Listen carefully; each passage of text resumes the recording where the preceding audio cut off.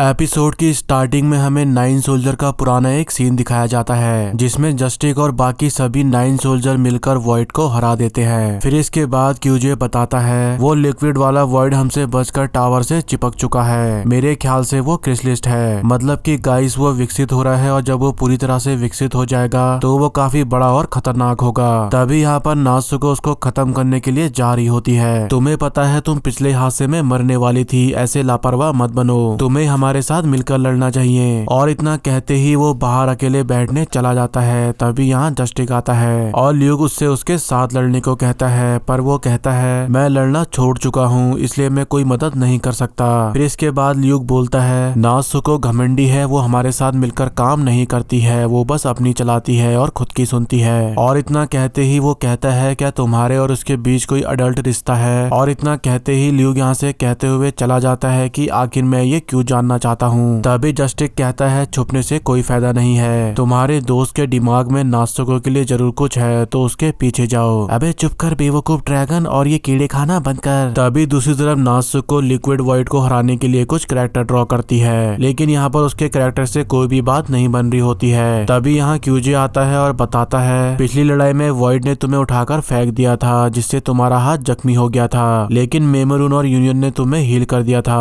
देखो मैं बस इतना कहना चाहता हूँ कि हमें मिलकर काम करना चाहिए, इसलिए कभी ऐसा मत सोचो कि तुम अकेले ही उन्हें हरा रही हो। और इतना कहते ही क्यूजे चला जाता है, ऐसा मत सोचा करो नाज़ुको कि ये सब तुम खुद ही बना रही हो। फिर इसके बाद मेमरून नाज़ुको को समझाकर उसे उसके साथ मिलकर काम करने के लिए मना लेती है और नाज़ुको मेमोरू को इतना अच्छा देखकर उसकी ड्राइंग करने लगती है। तभी यहाँ पर ल्यूक समझ जाता है कि जिसे वो अडल्ट रिलेशनशिप समझ रहा था वैसा कुछ था ही नहीं, वो तो बस अपने कैरेक्टर को न्यू लुक में देखकर उनको ड्रॉ करती है। तभी नाज़ुको कहती है मैं अपने बचपन में तुम्हें बहुत ड्रॉ करती थी और अब तो मैं तुम्हें आंखें बंद करके भी ड्रॉ कर सकती हूँ। तभी सुनकर ल्यूक शर्मा जाता है और यहाँ पर नाज़ुको का डायलॉग और उसका स्टेप करता है जिसे देखकर सभी लोग चौंक जाते हैं। तभी दूसरी तरफ सभी लोग परेशान होते हैं कि अब दुनिया खत्म होने वाली है, इसलिए सोल फीचर से हम सबको दूर करके क्या ही होगा। फिर इसके बाद हम बाओबाब को देखते हैं जो सोल फीचर पर एक शील्ड बना देती है। तभी दूसरी तरफ ल्यूक लिक्विड वॉइड की कमजोरी ढूंढ लेता है, जिसके बाद ये सभी लोग मिलकर एक प्लान बनाते हैं उसको खत्म करने का। फिर इसके बाद ये सब लोग मिलकर जब उसे मारने जा रहे होते हैं तो यहाँ पर वो पंछी दोबारा आता है और नाज़ुको से कहता है इसका कोई फायदा नहीं होगा। फिर इसके बाद हम क्यूजे को देखते हैं जो सोल फीचर का टुकड़ा दिखाता है जिससे वॉइड बाहर निकलता है और उस पर अटैक करके उसको निगल जाता है। तभी मेमोरून उस पर अटैक करती है और वो उसको भी निगल जाता है। फिर इसके बाद ल्यूक और यूनियन उससे लड़ने लगते हैं, लेकिन इस लड़ाई के दौरान यूनियन की सींग टूट जाती है और वो उड़ नहीं पाता है। तभी हम वॉइड को देखते हैं जो सोल फीचर की तरफ बढ़ने लगता है, जिसे देखकर ल्यूक और यूनियन उसे रोकने के लिए आगे बढ़ते हैं। तभी देखकर नाज़ुको उनका रास्ता टूट जाने की वजह से उनके लिए सीढ़ियां बनाती है जिससे वो और ल्यूक ऊपर चढ़ रहे होते हैं, पर वॉइड उन्हें रोक रहा होता है। तभी इसी दौरान वो वॉइड से लड़ते हुए दूसरी तरफ चले जाते हैं और नाज़ुको उनको देख नहीं पा रही होती है। तभी इसी दौरान यहाँ जस्टिक आता है और नाज़ुको उसे उड़ाकर ऊपर ले जाने को कहती है। तभी ये देखकर जस्टिक नाज़ुको के डेस्क के साथ उसे उड़ाकर ऊपर ले जाता है और कई बार कोशिश करने के बाद फाइनली वो उसे उड़ाकर ऊपर ले ही जाता है। तभी हम ल्यूक और यूनियन को देखते हैं जो उसे देखकर चौंक जाते हैं। तभी इसी दौरान यहाँ पर नाज़ुको सीढ़ियां ड्रॉ करती है। फिर इसके बाद हम वॉइड को देखते हैं जो सील तोड़कर सोल फीचर को खाने ही वाला होता है कि तभी क्यूजे वॉइड के अंदर से सिग्नल देता है, जिसके बाद यूनियन ल्यूक को किक मार के ऊपर फेंकता है। तभी हम मेमोरून को देखते हैं जो क्यूजे और खुद को उसके मुंह से बाहर निकालकर 3 सेकंड के लिए उसको फ्रीज कर देती है और इस मौके का फायदा उठाकर ल्यूक उसके वीक पॉइंट पर अटैक करके उसे खत्म कर देता है और एक बार फिर से अपने सभी दोस्तों के साथ दुनिया को बचा लेता है। तभी ये देखकर नाज़ुको सबको सेफ देखकर बेहोश हो जाती है। फिर इसके बाद ल्यूक और जस्टिक अपने पुराने अंदाज में हैंडशेक करते हैं। तभी यहाँ पर ल्यूक को पता चलता है कि जस्टिक ने उसे अपने पंख के बारे में इसलिए नहीं बताया ताकि कोई उससे परेशान ना हो, और इतना पता चलते ही वो उसे नाज़ुको को दे देता है। जिसके बाद जस्टिक कहता है अच्छा तो इस महान योद्धा ने हमारे हीरो का दिल चुरा लिया है। इस एपिसोड की स्टार्टिंग में नाज़ुको की स्कूल फ्रेंड मिडोरी नाज़ुको के बारे में बताती है। जब से उसने मौत की कहानी की मूवी देखी है तब से नाज़ुको उसकी दीवानी हो गई है और वो कहानी उसे बहुत पसंद आई है, इसलिए वो उसके कैरेक्टर डिजाइन करते रहती है और अब उसका ड्रीम एक एनिमेटर बनने का है। और फिर ऐसे ही एक दिन जब मैं स्कूल छोड़कर जा रही थी तो उसने मुझे एक ड्राइंग गिफ्ट करी जिसमें मैं और ल्यूक एक साथ खड़े थे और उसमें नाज़ुको के साइन भी थे। मुझे तो ये देखकर रोना आ गया था और साथ ही खुशी भी हो रही थी, इसलिए मैंने नात्सुको को थैंक्स बोला।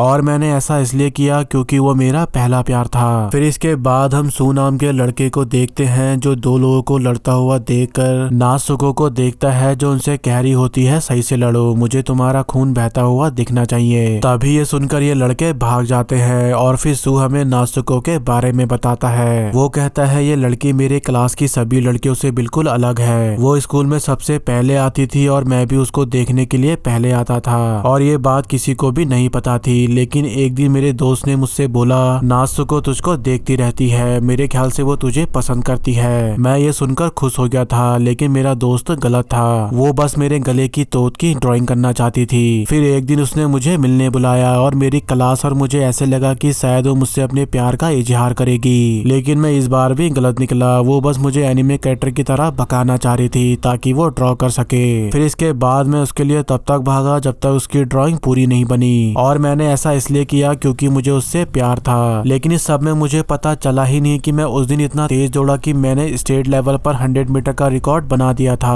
और फिर इसके बाद एक दिन मैंने उसको प्रपोज करने का सोचा, लेकिन मुझे बाद में पता चला उसे बस वो भागने वाला पोज चाहिए था ड्रॉ करने के लिए। और ऐसे ही मेरा पहला प्यार भी खत्म हुआ। फिर इसके बाद हम एक साबुरो नाम के बंदे को देखते हैं जिसका ड्रीम एक एनिमेटर डायरेक्टर बनना है, लेकिन एक दिन उसका बनाया म्यूजिक बेकार हो गया था। तब उसकी मुलाकात नात्सुको से हुई और इतना बताते ही वो कहता है जब नात्सुको मेरे पास आई तो मुझे पता चला कि उसे मौत की कहानी बहुत पसंद है। ये वो कहानी है जो फ्लॉप हुई थी, लेकिन नात्सुको की तरह ये मुझे भी बहुत पसंद थी क्योंकि ये कहानी एक मास्टरपीस थी। लेकिन इससे भी ज्यादा शौक मुझे तब लगा जब मैंने उसका काम देखा। वो इतनी छोटी थी लेकिन उसका टैलेंट कमाल का था, इसलिए मैंने उसे एक पैक बार दिया। और पैक बार देते ही मुझे लगा जिसे पैक बार के बारे में कुछ भी नहीं पता है तो उसे क्या ही पता होगा, और मुझे उसकी ड्राइंग भी चोरी हुई लगी, इसलिए मैंने उसे एक म्यूजिक के साथ एक एनिमेशन बनाने को कहा। और फिर इसके बाद मुझे पता चला कि मैं गलत था, उसने हमारा सारा काम खुद ही कर दिया था जैसे वो एक डायरेक्टर हो, इसलिए मैंने भी उसको सारा काम सौंप दिया।